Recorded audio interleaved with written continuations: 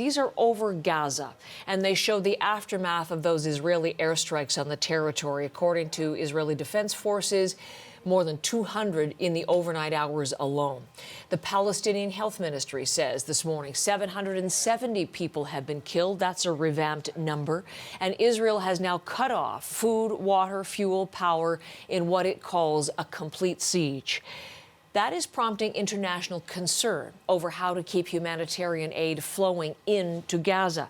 And also adding to the concern was the European Union yesterday saying that it's planning to freeze aid payments to the Palestinian people. Now, this morning, the EU is appearing to backpedal on that plan. And let's bring in Julia Chapman, who has more on all of this. The EU, Julia, forced to clarify its position under considerable pressure from some of its member nations.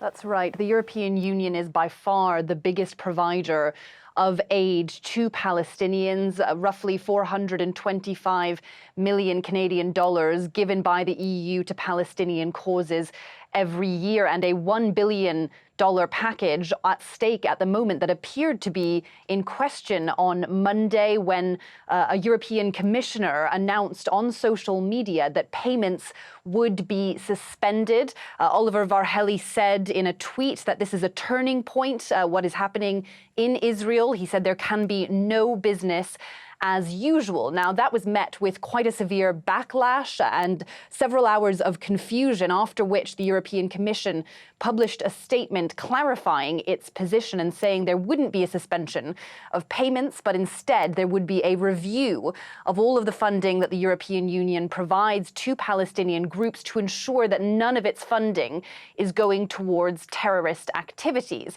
There was also a tweet from the EU's chief diplomat, Josep Borrell, who said that punishing all Palestinian people would have only further emboldened terrorists. Now, Palestinians, of course, heavily reliant on foreign aid, but there are big questions at the moment, given the Israeli siege, as to how any of that aid can even reach the West Bank and the Gaza Strip.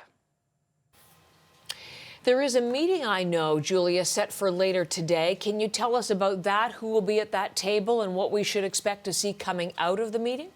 That's right. This is an emergency meeting being held by European Union foreign ministers, some of whom are currently in Oman for a meeting on Middle Eastern affairs already ahead of the latest outbreak of violence. Now, they will be discussing the European Union's collective response to events in Israel, but also specifically the question of aid. Of course, not all of it is humanitarian aid. That has been ring-fenced, but there will be a review of developmental aid. And there are many countries that say that there are already security measures in place to ensure that that funding goes to the right places, to NGOs that the European Union works with on the ground in Gaza and the West Bank. And they don't believe that any kind of unilateral decision should be made without consultation by European Union members. That is likely to be top of the agenda today. We're expecting a press conference from Josep Borrell later on this afternoon. And we'll bring full coverage of that to come. But thank you very much, Julia, for setting all of that up for us this morning in London. Julia Chapman.